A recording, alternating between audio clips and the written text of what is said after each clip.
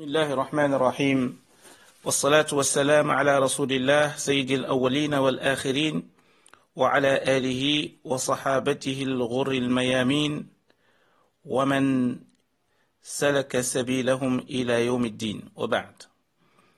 Chers frères et sœurs, Inch'Allah, nous allons aujourd'hui nous arrêter sur un point très important qui concerne la question de l'intention an-niyya. Dans le hadith, le prophète sallallahu alayhi wa sallam, lorsqu'il dit « Innamal a'malu binniyat » les actes ne valent que par les intentions. Et puis juste après, il dit « Wa innama likulli imri'in ma nawa » chaque individu sera récompensé selon son intention. Qu'est-ce que cela veut dire? L'intention a pour objectif, premièrement, de distinguer entre les actes habituels, coutumiers, des actes d'adoration. Tamiz al-adat min al-ibadat. Al-adat, ce sont les actes coutumiers, habituels, le fait de cuisiner, de manger, de boire, de se promener, etc. Ça, ce sont des actes habituels, coutumiers. Il y a des actes d'adoration, comme la prière, le jeûne, le pèlerinage, donner la zakat, etc. Ce sont des actes d'adoration. Alors, l'adorateur doit distinguer au moment où il pose un acte. Est-ce que cet acte est un acte d'adoration ou bien c'est un acte coutumier et habituel? Qu'est-ce qui détermine les deux? Quel est l'élément qui distingue les deux actes? C'est l'intention. Et donc, par exemple, quand tu manges ou quand tu bois, tu n'as pas besoin de formuler une intention. Parce que ce n'est pas un acte d'adoration. À la base, tu n'as pas besoin de formuler une intention pour manger ou pour boire. Alors, mais par contre, pour la prière, là, c'est une obligation. Parce que ce n'est pas un acte habituel ni coutumier, c'est un acte d'adoration.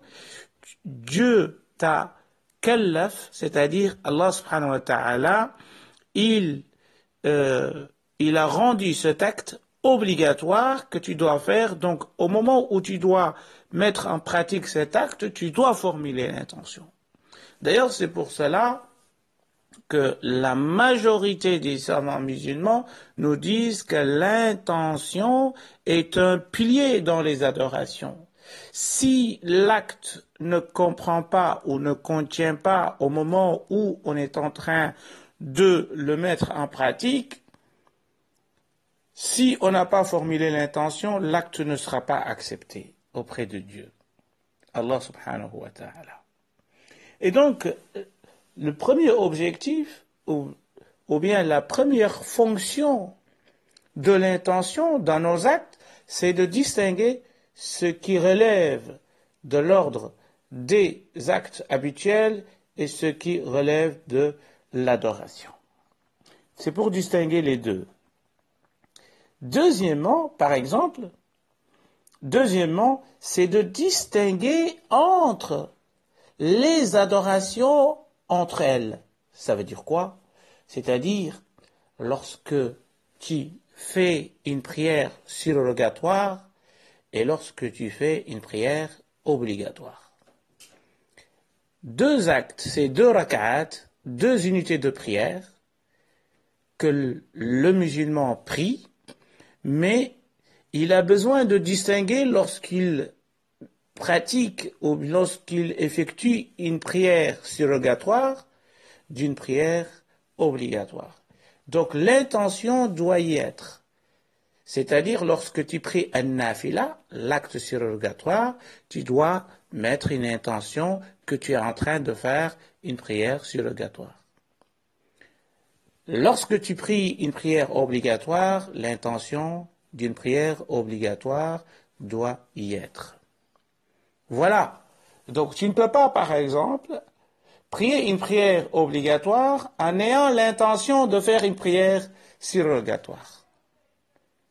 Donc l'intention doit être en totale conformité avec l'acte que tu es en train de faire ou l'adoration que tu es en train d'accomplir. Voilà donc deux fonctions ou deux objectifs pour l'intention. C'est de distinguer entre les actes coutumiers habituels des actes d'adoration. Deuxièmement, de distinguer entre les adorations entre elles. Ça veut dire quoi? Quand tu pries Dhuhr, par exemple, ou quand tu pries Maghrib ou Isha, tu ne peux pas formuler lorsque tu pries l'Isha, tu mets l'intention de Dhuhr, ou de Asr, ou de Subh. Donc il faut, comme on a dit tout à l'heure, que l'intention correspond avec l'adoration effectuée. Mais, chers frères et sœurs, l'analyse sera poussée plus loin. Pourquoi? Parce que, comme vous le savez, ceux qui sont pieux et les véritables savants, ils ont ce degré-là, en tout cas selon la majorité des savants, à partir du moment qu'ils arrivent à transformer les actes coutumiers, les actes habituels, en actes d'adoration. À partir du moment que tu arrives à un stade spirituel qui te permet de transformer l'acte habituel en un acte adoratif, à ce moment-là, tu n'auras plus dans tous tes actes que tu fais, tu n'auras plus un acte coutumier car tu as transformé tes actes coutumiers en actes d'adoration.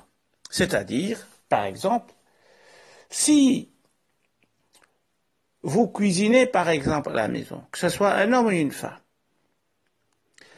la cuisine, lorsque tu cuisines pour préparer à manger, ton intention, c'est de cuisiner pour manger, parce que tu as faim. Ça, c'est un acte coutumier. Tu ne seras pas récompensé dans cet acte-là. Pourquoi? Parce que l'intention de transformer cet acte en adoration n'y est pas. Mais lorsque tu prends conscience que cet acte habituel peut être un acte d'adoration, c'est à partir du moment que tu mets l'intention là-dessus. Ça veut dire quoi? Ça veut dire qu'au moment où tu cuisines, où tu bois, où tu manges, tu dois mettre l'intention suivante. C'est-à-dire de dire je mange, pas pour satisfaire ou bien pour combler la faim que j'ai ou la soif que j'ai, mais c'est pour être fort, pour mieux adorer Dieu. Ou bien j'essaye de mettre en pratique lorsque Allah a dit dans le Coran « Kulu washrabu » mangez et buvez. C'est Allah qui le dit dans le Coran. Donc pour être en conformité avec ce verset, c'est pour cela que je mange et c'est pour cela que je bois. Et donc voilà. Donc en islam, chers frères et sœurs, vous pouvez transformer vos actes coutumiers, vos actes habituels, le travail que vous êtes en train de faire. Vous êtes un chauffeur de bus, vous êtes un secrétaire ou une secrétaire, vous êtes comptable, vous êtes je sais pas quoi, comme ce que vous faites comme travail. Vous pouvez transformer tous vos actes, même si vous gagnez un salaire là-dessus. Vous avez un salaire, à la fin du mois, on va vous virer votre salaire, on va faire un virement. Et donc, vous pouvez avoir ce salaire, mais en même temps, avoir des hasanats, c'est-à-dire de gagner des points auprès d'Allah subhanahu wa ta'ala à partir du moment que vous mettez l'intention. Ça veut dire quoi? Ça veut dire que je me lève le matin pour aller faire mon boulot. C'est un boulot de dunya, de ce bas monde, pour gagner un salaire. Oui, mais si tu mets l'intention que tu veux gagner un salaire licite, c'est pour cela que tu travailles. Je travaille pour gagner ma vie honnêtement, parce que Allah aime les gens honnêtes et aime les gens droits, et pour nourrir également ma famille. Pourquoi? Parce que c'est Allah qui nous a mis dans cette posture, c'est-à-dire d'être un père de famille et d'assumer sa responsabilité. Et tu le fais parce que c'est une recommandation divine d'assumer sa famille. Voilà. Donc, chers frères et sœurs, à partir de ce moment, chacun de nous, maintenant, doit avoir cette prise de conscience, de pouvoir transformer nos actes coutumiers et nos actes habituels, même le sport. Vous allez dans les salles de gym, vous faites du sport, vous pouvez aussi gagner des hasanat. Oui, effectivement, vous pouvez encore gagner des hasanat. Si vous mettez l'intention de préserver la santé parce qu'Allah aime qu'on préserve notre santé, et pour pouvoir également continuer à adorer Allah subhanahu wa ta'ala, là vous gagnez également des hasanat et vous serez également en forme. Comme on dit, un esprit sain dans un corps sain. Un esprit sain dans un corps sain. Al-aql salim fil jism salim. Voilà, chers frères et sœurs, ça c'est un point très important. Deuxièmement, il y a également une distinction qui doit se faire également. Cette distinction, elle est d'ordre spirituel. Oui. Il y a un proverbe spirituel qui dit ceci. عبادات أهل الغفلة عادات وعادات أهل اليقظة عبادات. Qu'est-ce que cela veut dire? عبادات أهل الغفلة عادات. L'adoration des gens insouciants, sont des actes coutumiers et habituels. Oui, l'adoration des gens de l'insouciance, leur adoration sont considérés comme des actes habituels et coutumiers. Par contre, les actes coutumiers des gens éveillés spirituellement, leurs actes coutumiers sont des adorations. Je m'explique. Ibadatu ahli al-yaqaza, l'adoration des gens insouciants, leur adoration c'est quoi? Sont considérés comme des actes coutumiers. Parce que lorsque tu te lèves par exemple et que tu fais tes ablutions, tu pries, mais tu le fais de manière mécanique, sans qu'il y ait une prise de conscience que tu dois rencontrer Allah subhanahu wa ta'ala, il y a un huis clos entre toi, il y a une conversation entre toi et Allah subhanahu wa ta'ala, mais tu as fait les ablutions parce que c'est l'heure de la prière, tu as fait tes ablutions. Tu as fait la prière parce que, voilà, c'est l'heure de la prière. Mais tu n'as pas eu l'intention d'avoir dans l'esprit cette grande rencontre avec Allah subhanahu wa ta'ala. Wa aqimi salata li dhikri inna sa'ata atiyatun akadu ukhfiha. Fais la prière pour se rappeler de Dieu. Oui, on fait la prière pour se rappeler d'Allah subhanahu wa ta'ala. Est-ce que lorsque tu as prié Dhuhr, ou tu as prié Asr, au Maghrib, au Isha, est-ce que son intention c'était de se dire, voilà, j'étais dans mes affaires de ce bas monde, maintenant c'est le moment de se rappeler de Dieu, d'entrer en contact direct avec lui. Est-ce que c'est cela votre intention ou pas? Alors à partir d'aujourd'hui, chers frères et sœurs, ceux qui prient et ceux qui font d'autres adorations doivent mettre en avant cet aspect-là, c'est-à-dire le pourquoi de cet acte. Pas seulement répéter les adorations de manière mécanique, c'est l'heure de la prière parce qu'on doit prier, on prie et puis après c'est fini. Alors est-ce que réellement on a tiré profit de cette prière? Parce que le prophète sallallahu alayhi wa sallam, il nous a parlé d'une prière particulière, c'est salatu muwaddi'a. Ça veut dire quoi, salatu muwaddi'a? C'est la prière de celui qui dit au revoir à ce bas monde. Oui, dans chaque prière, chers frères et sœurs, tu dois considérer cette prière comme la dernière prière ici-bas. Ben oui. Et c'est ça la vraie prière. Parce que tu ne sais pas, est-ce que tu auras encore l'occasion ou l'opportunité d'avoir ce huis clos avec Allah subhanahu wa ta'ala. Et donc c'est cela la prière dite au revoir.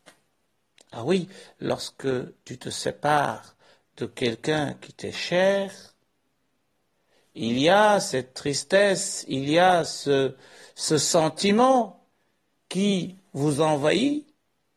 Alors c'est comme ça également lorsque on est devant une prière et on sait que juste après on va terminer cette prière, il faut être également dans l'attente de la prière suivante.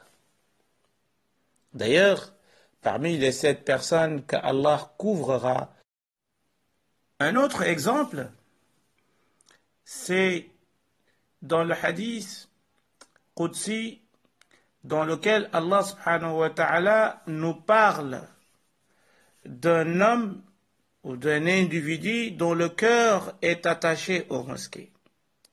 Qu'est-ce que cela veut dire?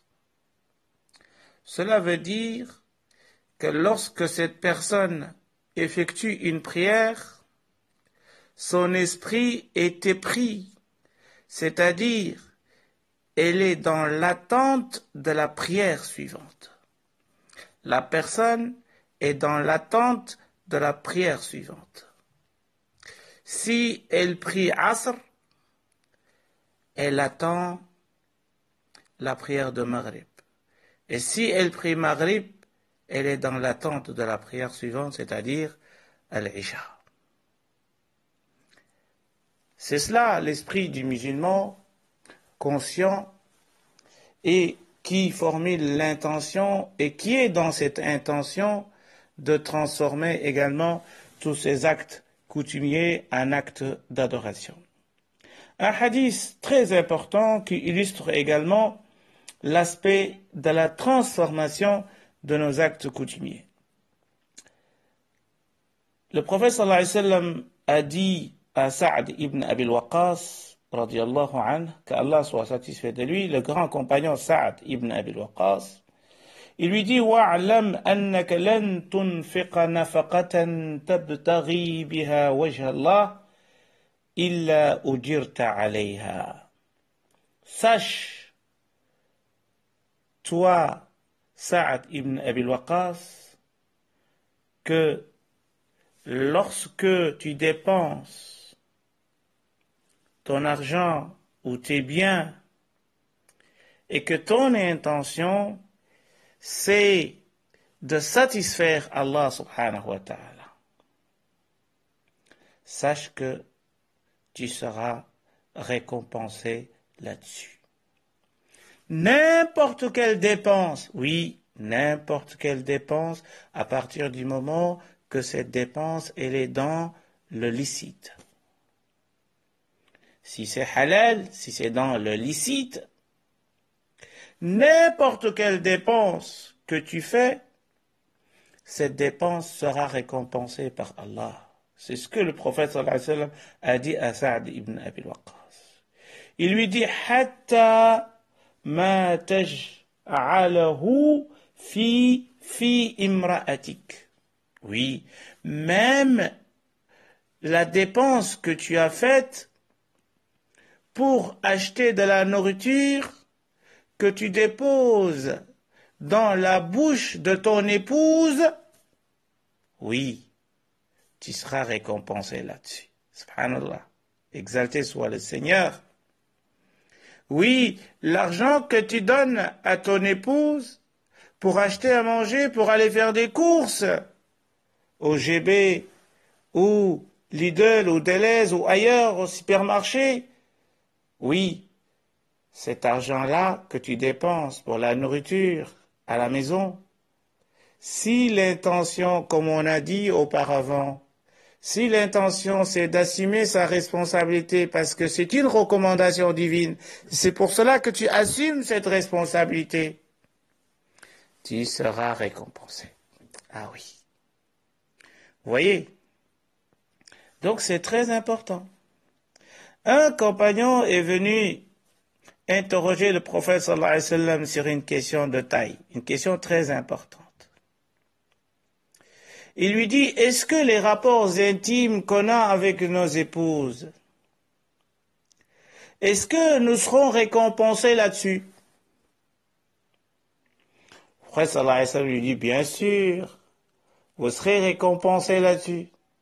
Imagine-toi que ce rapport intime, tu l'as eu avec une autre femme, ou bien, si c'est une femme, un autre homme, qui n'est pas ton mari ou qui n'est pas ton épouse.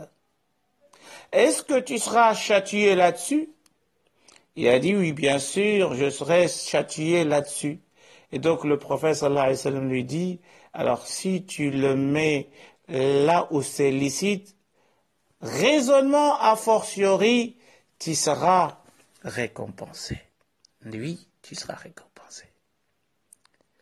Parce que tu consommes le licite. Le licite. Voilà, chers frères et sœurs, un point donc très important sur la question de l'intention. Une question également qui est en rapport direct avec ce hadith, c'est est-ce que c'est permis ou bien c'est recommandé de prononcer à haute voix ou à voix basse notre intention au moment d'effectuer une adoration. Je répète, est-ce que c'est permis ou bien c'est une bid'a, c'est-à-dire c'est une innovation blâmable de prononcer l'intention à voix haute ou à voix basse. Est-ce que cela est permis et recommandé ou pas? Divergence des savants. Les savants divergent sur cette question. Mais le grand savant Ibn Uthaymin, dans son commentaire des 40 hadiths de l'imam An-Nawawi, nous donne ici une explication très importante. Il nous dit wa'alam anna niyata mahalluha al-qalb. Oui, sache que le lieu où niche notre intention, c'est-à-dire le lieu de l'intention, c'est le cœur. Wala yuntaqu biha itlaqan. On ne peut pas, en aucun cas, formuler notre intention à voix haute. On ne peut pas la prononcer. Que ce soit à voix haute ou à voix basse, mais on ne peut pas, en aucun cas, prononcer l'intention. Pourquoi? Parce que son lieu, c'est le cœur. Ça doit être discret, ou l'intention doit être discrète. Parce que c'est un acte du cœur, ce n'est pas un acte qui est lié à la langue.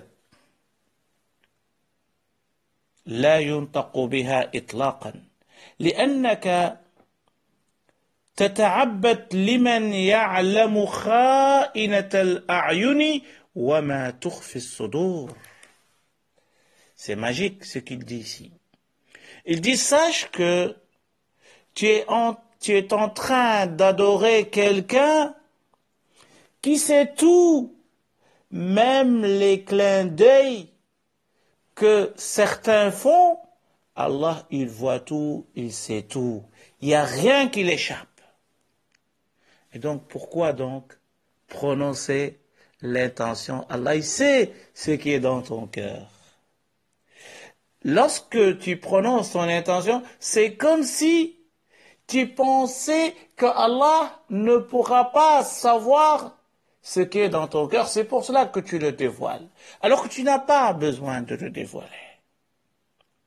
Wallahu ta'ala alimun bima fi qulubi ibadi. Allah sait ce qui est dans le cœur de ses serviteurs. وَلَسْتَ تُرِيدُ أَن تَقُومَ بَيْنَ يَدَيْ مَنْ لَا يَعْلَمُ حَتَّى تَقُولَ أَتَكَلَّمُ بِمَا أَنْوِي لِيَعْلَمَ بِهِ. C'est ce qu'on vient de dire tout à l'heure. C'est comme si, en fait, tu prononces ton intention parce que tu penses que si tu ne la prononces pas, Allah ne le saura pas. إنما تريد أن تقف بين يدي من يعلم ما توسوس به نفسك ويعلم متقلبك وماضيك وحاضرك ولهذا لم يرد عن رسول الله صلى الله عليه وسلم ولا عن أصحابه رضوان الله عليهم أنهم كانوا يتلفظون بالنية. Ben oui, il dit, lorsque tu es devant le Seigneur, tu es devant Allah, exalté soit-il, tu dois savoir qu'il sait tout de toi. Il sait ce qui s'est passé avant, ton passé, il sait ce qui va advenir. Il sait tout de toi. D'ailleurs, c'est pour cela qu'on n'a pas reçu des informations venant du prophète ni de ses compagnons dans lesquels on voit que le prophète et ses compagnons prononçaient l'intention. Non, ils ne prononçaient pas l'intention. وَلِهَذَا فَالنُّطْقُ بِهَا سِرًّا أَوْ جَهْرًا بِدْعَةً. Le fait de prononcer l'intention à voix haute ou à voix basse constitue une innovation blâmable. يُنْهَى عَنْهَا, qui est interdite. خلافا لمن قال من أهل العلم إنه ينطق بها جهرا وبعضهم قال ينطق بها سرا وعللوا ذلك من أجل أن يطابق القلب اللسان. Certains disent, oui, il peut prononcer l'intention à voix haute, et d'autres disent, il peut le faire à voix basse. Et c'est quoi leur argument? Il dit, c'est pour que le cœur soit en conformité avec la langue. Vous voyez? Et donc, ils ont un argument, mais l'argument ne tient pas debout, parce que lorsqu'ils disent que le cœur doit être en conformité avec la langue, c'est comme si, en fait, Allah subhanahu wa ta'ala ne sait pas ce qui est dans ton cœur, et donc il fallait que tu prononces ce qui est dans ton cœur pour que Allah le sache. Voilà donc ce qu'a dit ce grand savant qu'est Ibn al-Uthaymin. Et puis, juste, il ne s'arrête pas là, il dit, Ya subhanallah, aina Rasulullah sallallahu alayhi wa sallam an hada. Le prophète sallallahu alayhi wa sallam, il n'a jamais fait ce genre de choses. لو كان هذا من شرع الرسول صلى الله عليه وسلم لفعله هو وبينه للناس. Si le prophète sallallahu alayhi wa sallam, si cet acte, c'est-à-dire le fait de prononcer l'intention faisait partie de la charia, le prophète sallallahu alayhi wa sallam serait le premier à le faire. Mais il ne l'a jamais fait. Voilà. ويذكر أن عاميا. Et là, il nous raconte une anecdote. Il nous dit qu'il y avait une personne parmi les gens simples, communs des mortels, qui priait dans la mosquée de la Mecque, c'est-à-dire dans le haram, dans l'enceinte sacrée de la Mecque, là où se trouve la Kaaba. أراد أن يصلي صلاة الظهر إلى جانبه رجل لا يعرف إلا الجهر بالنية. Cet homme simple priait à côté d'un autre homme, lui ne priait jamais sans prononcer l'intention à voix haute. Et lorsque on a fait appel à la prière et on a fait iqamat as-salat, l'homme qui prononce l'intention s'est levé et il tient ses paroles. Il dit quoi? Allahumma inni nawaitu an usalli salat az-zuhr. Oh Allah, mon intention c'est de prier la prière de Dhuhr, 4 rak'at, 4 rak'at, lillah, je le fais pour toi, derrière l'imam qui se trouve ici dans la mosquée de l'enceinte sainte d'Al-Haram. وَلَمَّا أَرَادَ أَنْ يُكَبِّرْ قَالَ لَهُ الْعَمِيدُ. Au moment où il levait ses mains pour faire takbirat al-ihram, c'est-à-dire de dire Allahu Akbar, ce monsieur simple, ce vulgaire homme, lui dit Asbir, sois patient, écoute-moi ce que je vais te dire. Il lui dit Baqiya alayka an tuhaddid at-tarikh. Il te reste de mentionner la date d'aujourd'hui. Tu as dit Allah, j'ai l'intention de prier la prière de Dhuhr, 4 rak'at, pour toi, derrière cet imam. Il te reste encore d'autres informations complémentaires. C'est de donner la date d'aujourd'hui, et l'heure d'aujourd'hui, et le mois, et l'année.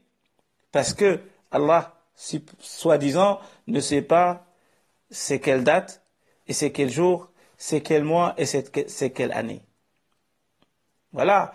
Donc vous voyez, donc si on